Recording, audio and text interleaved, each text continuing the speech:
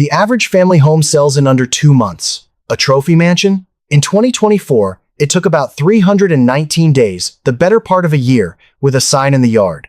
And every one of those days, the house is eating roughly $100,000 a year, just to keep a $10 million estate from falling apart. It doesn't get better. It compounds. But that's not how the picture is sold to you. The picture is 14,000 square feet of morning light. It's coffee on a terrace that looks out over your own trees, your own water, your own quiet. It's the wine cellar, and the 12-car garage, and the pool that disappears into the horizon.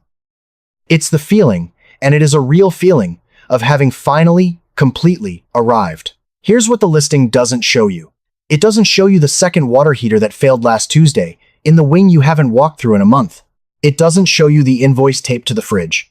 And it doesn't show you the tax bill in the drawer 6 figures. Due again this year, whether you sleep here every night or never come back at all. So let me tell you what you actually bought. You didn't buy a house. You bought a small operating company that happens to have bedrooms. It has fixed costs. It has systems that fail on their own schedule, not yours. And this is the part nobody says out loud. It has a payroll. Everyone believes the same simple thing. Bigger house, bigger wealth. More square footage, more net worth. It's clean, it's intuitive, and it is almost exactly backwards.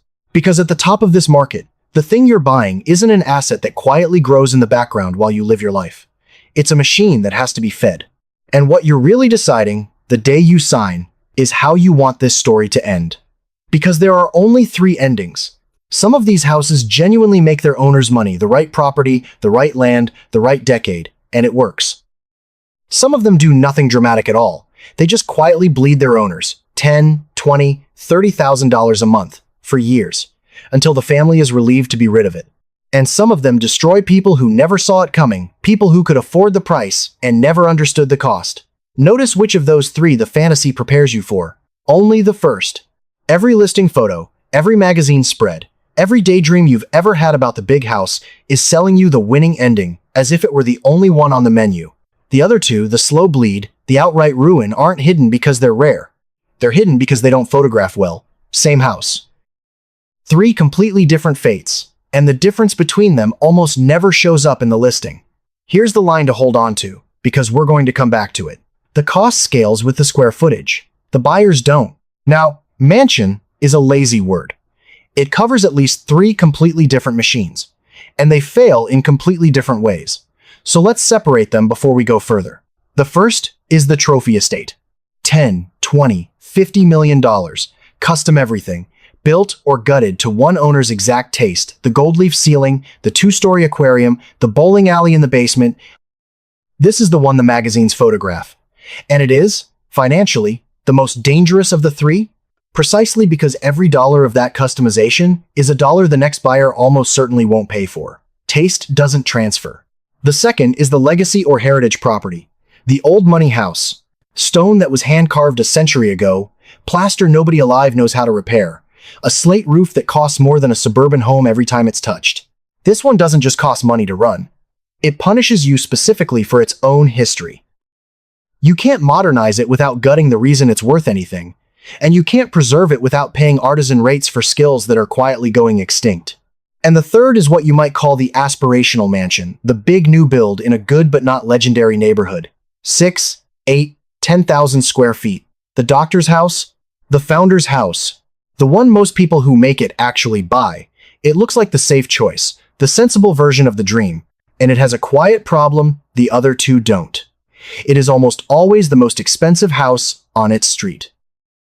In real estate, that's not a trophy, it's a warning sign, and it turns out to matter enormously the day you try to leave. 3 machines, different price tags, different failure modes, one shared truth underneath all of them. For the rest of this, we're going to follow that third one, the aspirational mansion, because it's the one that catches real people. The trophy buyer has a family office. The person who overbought the biggest house on the block has a spreadsheet and a growing sense of dread, and the dread starts early. Before you've unpacked a single box, the house has already reached into your accounts more than once. Start with the cover charge, the tax you pay simply for the privilege of buying. In Los Angeles, there's a transfer tax on high-value sales that people call the mansion tax. 4% once you cross $5 million, 5.5% at 10. On a $10 million purchase, that's $550,000 gone. At closing, before you own a doorknob. New York runs its own version, scaling up toward 4%. This is money that buys you nothing. No square footage, no view. It is the toll for walking through the door. Then the door closes behind you, and the real bills start to arrive, and these ones never stop. Property tax is charged as a percentage of value, which means at this level, it isn't a bill. It's a salary you pay the county. In the highest tax states, the effective rate runs north of 2%. On a $10 million estate in New Jersey, that's around $223,000 a year, every year. Move to Texas, and it's gentler, about $160,000. But understand what gentler means here. It means a brand new luxury sedan, in taxes, annually, forever, on a house you already paid for in full. Now insurance. And here the honest answer is that it depends wildly on where the house sits. Insurers will tell you a comparatively modest $1 million rebuild averages somewhere around $4,600 a year. Fine. But hold on to that word rebuild, because it's the whole game. High-value policies don't insure the price you paid. They insure what it would cost to reconstruct the thing from scratch, the hand-troweled plaster, the imported stone, the custom millwork, and that number can dwarf the market value. That premium is also climbing faster than almost anything else in the household budget. Property insurance rose at a record pace in 2024. And if your beautiful house happens to sit in wildfire or hurricane country, which, being beautiful, it often does, you may find that some insurers simply stop answering the phone, leaving you to a state pool or a specialty carrier at multiples of the price. Taxes you can't avoid, insurance you can't skip, and can't skip legally if there's any financing against the house. And we haven't turned on a single light yet. So here's the one mechanism that runs underneath everything, the single gear that, once you see it, explains all the rest. I want to take it apart slowly, one screw at a time, because this is the whole video. Cost scale with size. That part is intuitive. Twice the house is roughly twice the roof, twice the paint, twice the heating, twice the everything. It's a straight line, more square footage, proportionally more money, predictable and boring. But the pool of people who can buy your house does not shrink in a straight line. It collapses. At $500,000, your buyer's number in the millions. At $2 million, in the hundreds of thousands. At $5 million, the pool is thin. At 10, for the entire country, you are talking about a few thousand human beings in a given year who are both able and willing to write that check. To put a real figure on it, across the whole United States, sales at $10 million and up recently ran on the order of a couple thousand transactions in a year for the entire nation. That's not a market. That's a guest list. And they don't want your house, they want their house, which yours happens not to be. Sit with the shape of that. Your costs are climbing a gentle, straight ramp. Your exit is falling off a cliff. Those two lines are moving in opposite directions, and every extra dollar you spend making the house more yours pushes them further apart, because the more specific a house is to one person's taste, the fewer people are left who share it. This is why, past a certain point, price per square foot at the very top of the market often falls instead of rising. Add 1,000 square feet to a normal house, and you add value. Add a wing, a second kitchen, a private theater to a house that's already the biggest on its street, and you may add almost nothing to what the next person will pay because there's barely a next person, and the one who exists has their own idea of a theater. Think about what that means in reverse. The very features the owner spent the most on the most personal, most expensive, most them rooms in the house are frequently the ones that add the least to the sale price, and sometimes subtract from it, because the next buyer is already mentally pricing the cost of tearing them out. Customization isn't just non-refundable. At the extreme, it's a liability you paid a premium to install. Here's the honest limit of that claim, because it deserves one. This isn't a physical law. In a handful of white-hot trophy markets, a certain zip code, a certain view, a certain year genuinely scarce land can break the rule, and prices per foot keep climbing all the way up. But that's the exception, buying the land, not the house. For the person who simply built too much home on an ordinary great street, the rule holds hard. So say it plainly. The cost scales with the square footage. The buyers don't. And now the twist people never see coming, the way cheap quietly becomes the most expensive word in the whole transaction. Somewhere in the search, a buyer finds the deal. The distressed mansion. The one that's been sitting, priced $1 million under the others. A little dated, a little tired, but structurally sound. And look at that view. It feels like winning. It feels like the one smart move in a market built for suckers. Here's what the discount was actually pricing in. A house doesn't get cheap at this level because the seller is generous. It gets cheap because the market has already run the math the buyer hasn't. That dated kitchen isn't a weekend project.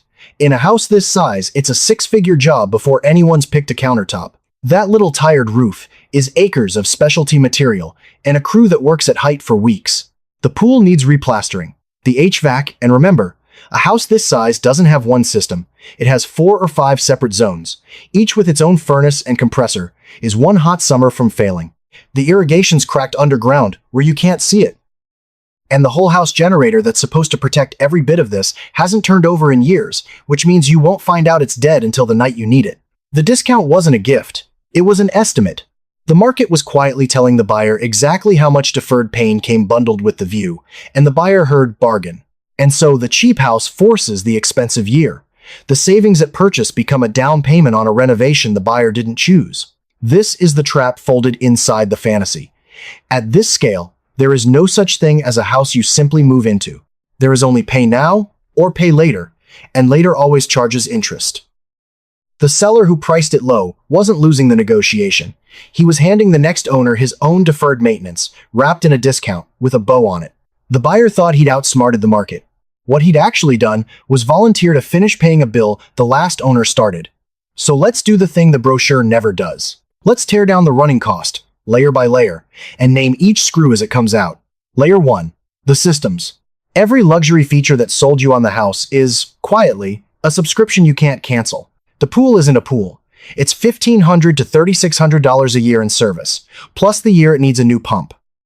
The elevator, because of course there's an elevator, is a maintenance contract of a few hundred to over $1,000 annually, and a very bad day if it's ignored.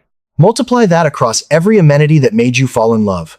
The wine room's climate control, the smart system that's already obsolete, the irrigation, the generator, the multiple furnaces and water heaters that a house this size simply has to have. Individually, small. Together, a second mortgage made entirely of maintenance. Layer 2.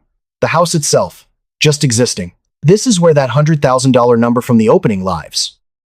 The rule of thumb across the industry is that a home costs at least 1% of its value every year, simply to hold its ground, to not decay. On a $10 million house, that's $100,000 annually that buys you nothing new.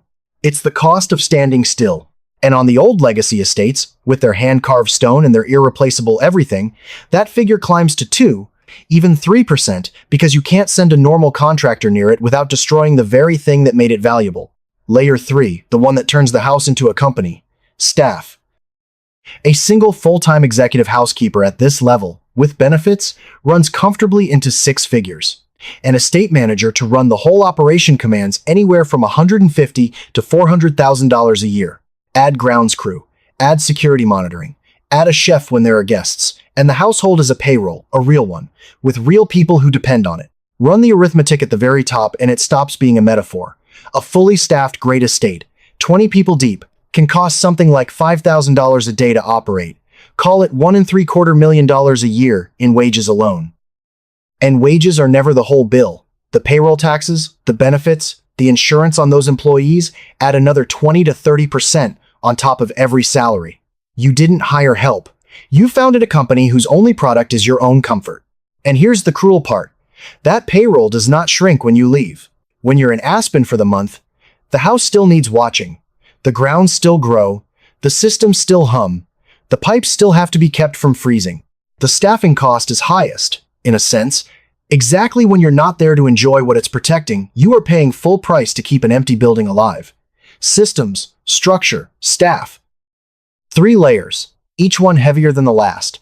None of them optional. Let me show you what those layers actually do. Using the same house, the same owner, 2 different years. Year 1 is the good year. Our owner, call him the founder, cash from a company sale, genuinely wealthy, not pretending buys the aspirational mansion for $8 million. The market's rising. He spends, conservatively, around $300,000 that first year. Property tax in the low 6 figures. Insurance, the staff, the systems, the inevitable surprise repair when the wine cellar's cooling unit dies in August.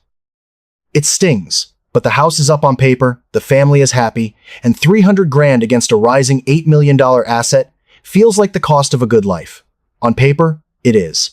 He would tell you, honestly, that it's worth every penny. Now run the exact same house, the exact same owner, 3 years later. The market has softened, not crashed, just cooled, the way markets do. He needs to sell a divorce, a health scare, a business turn, it doesn't matter which. The house is now worth less than he paid. And here's the trap springing shut. The $300,000 a year in carrying costs didn't stop. It kept running the entire time the house sat unsold. Every single month on the market is another $25,000 out the door for taxes, staff, insurance, upkeep spent protecting an asset that is quietly losing value while he waits for one specific person to appear at the end of the drive. He is now paying, handsomely, for the privilege of watching his own net worth erode. And it gets worse, because in year 2 of the sale, he did the sensible thing. He renovated to help it move. Freshened the kitchen, updated the primary suite, spent, say, another $200,000 to make it show better. Here's what the renovation math actually says will happen. On a major kitchen remodel, sellers typically recover only about a third of what they spent at the closing table. And on genuinely high-end finishes, somewhere between 20 and 50 cents on the dollar. So the very move meant to stop the bleeding opened a second wound. He spent $200,000 to recover perhaps 70. The house rewarded his effort by charging him for it. That's the whole difference. In a rising market, the carrying cost is the price of a dream. In a falling one, it's a meter running against you, and you cannot turn it off. Because the day you stop paying to maintain it is the day it stops being sellable at all. Same house, same man. The only variable that changed was time, and time is the one input he had no control over. Now, the tempting thing here is to blame the buyer, to say he was careless, over-leveraged, dumb with money. Sometimes that's true. But watch what happens to someone who does everything right. Picture the disciplined owner, pays cash, no mortgage, no strain, reads the inspection twice, budgets for maintenance honestly, hires the estate manager, runs the house like the operation it is, keeps every system serviced on schedule. He didn't over-improve, he didn't build the theater no one wants. By every measure of personal competence, he is the responsible one. He did not make the mistakes. And he can still lose. Because none of the forces closing in on him are about his behavior. The buyer pool for his house shrinking? Not his doing. The market cooling the exact year he needs out? Not his doing. The insurer pulling out of his region after a bad fire season 2 counties over, doubling his premium overnight? Not his doing. The property assessment ratcheting up as the neighborhood gentrifies, raising his tax bill on a house he's trying to unload? Not his doing. The $300,000 a year that keeps running whether the market is up or down? Structural. Baked into the asset the day he signed, on a contract, no amount of diligence lets him renegotiate. Compare that to almost any other asset a wealthy person holds. Stocks drop, but he can sell in a single afternoon and stop the loss. A business turns, but he can cut costs, pivot, lay off, adapt. The mansion offers none of those levers. He can't fire the property tax. He can't lay off the roof. He can't sell half of it on a bad Tuesday to raise cash. His competence, the very thing that made him rich in the first place, has nothing to grip. Every tool that ever worked for him is useless against a building that only knows how to cost money and wait. This is the part that should reframe the whole thing. The mansion doesn't punish incompetence. Incompetence just loses faster. The mansion punishes something much more ordinary. Something no amount of skill inoculates you against. Bad timing.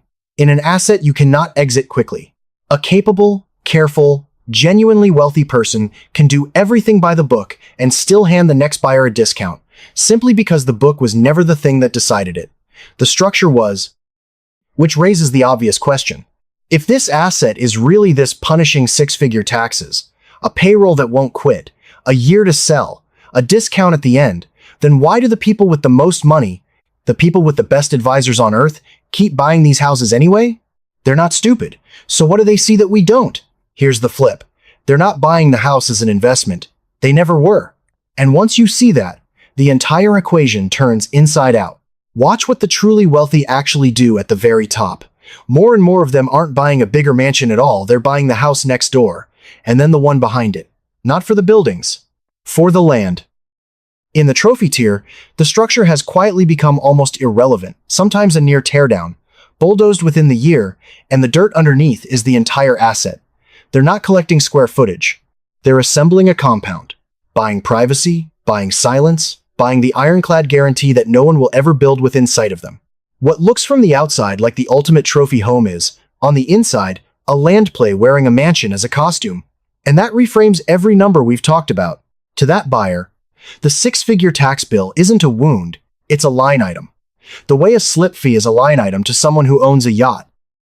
The payroll, the upkeep, the illiquidity, all of it is simply the running cost of holding ground that isn't for sale at any price because the value was never supposed to come out the other end. There is no other end. They're not waiting to exit. They already own the exit. So the mansion was never the machine. The land was the machine, and the house was the beautiful, expensive, depreciating thing sitting on top of it. For that buyer, the six-figure carrying cost isn't a loss, it's the price of consumption, the same way a superyacht is. They're not expecting the house to pay them back, any more than you expect your vacation to pay you back. They already made their money somewhere else. The mansion is where liquid wealth goes to become illiquid, on purpose, in exchange for a life. And that is the trap for everyone else. The person who overbought the biggest house on an ordinary street was playing the wealth-building game bigger house, bigger net worth. The person buying the compound was never playing that game at all. They were spending, not investing, and they knew it. So hear the line one last time, because its meaning just changed. The cost scales with the square footage. The buyers don't, because the buyers who win were never counting square footage. They were counting land, and privacy, and time. Things the house was only ever a container for. Which brings us, finally, to the door out, the part that decides everything, and the part the fantasy never mentions. Ask 4 questions before you ever sign, because the answers are brutal and public. How many buyers exist for this exact house? At the top, a few thousand in the whole country in a year, and shrinking the higher you climb. How long to sell? The luxury tier averaged around 319 days in 2024, roughly 4 times longer than an ordinary home. And the ones that sit longest tend to sell for less, not more, because a stale listing screams, "What's wrong with it? How much of what you spent will you get back?" Less than you think, and here's the rule that decides it. The further a house sits above the normal price of its street, the harder every improvement is to recover. Overbuild past 10 or 15% of what your neighborhood supports, and the market simply refuses to pay you back for the gap. And is there anything to compare it to? At this level, often nothing. No recent sale down the block, no clean comparable, which means the price isn't discovered, it's negotiated, and it ends up being whatever one motivated buyer decides on one particular day. Put those 4 together, and you get the real definition of this asset. It is not illiquid the way a rental is illiquid, where you drop the price 10% and it clears by the weekend. It is illiquid the way a piece of art with 3 possible buyers on Earth is illiquid. Drop the price on a stale trophy listing, and you often don't attract buyers. You spook them, because a price cut on a house that's already sat 300 days reads as confirmation that something is wrong. You are not waiting for a market. You are waiting for a person, and you have no idea when or whether they're coming. That's the whole reason the carrying cost is so dangerous. In a liquid asset, a bad year is a paper loss you wait out. In this one, waiting is the loss because the meter runs the entire time you stand at the door, holding it open, hoping the one person who wants exactly your house walks up the drive before the year is out. So let's hold both truths at once, the way the people who actually thrive here do. The romance is real. The morning light is real. The arrival is real. The life inside those walls can be everything it promises. And underneath it, running every single day, is a machine with a payroll and a 6-figure appetite, and only one narrow door out. The people who win at this aren't the ones who can afford the price. Almost anyone at this table can afford the price. The price is the easy part, the part everyone fixates on. The winners are the ones who understood, going in, that they were buying a cost, not an investment. That the number on the listing was the smallest number they'd ever pay for this house. They never once mistook the size of the walls for the size of their fortune. Because in the end, the house tells you the truth. The listing never will. The more it becomes yours, the more it fits one person perfectly, the more of your life and taste and money you pour into its walls, the fewer people are left in the world who want it. Everything that makes it yours makes it harder to hand to anyone else. And you only ever need one of them. Just one buyer, one signature, one person, for whom your house is somehow their house too. That's all it takes. The trouble, the whole trouble, the thing the morning light will never warn you about is that you don't get to choose when they arrive. You just keep the lights on, and the staff paid, and the meter running, and you wait.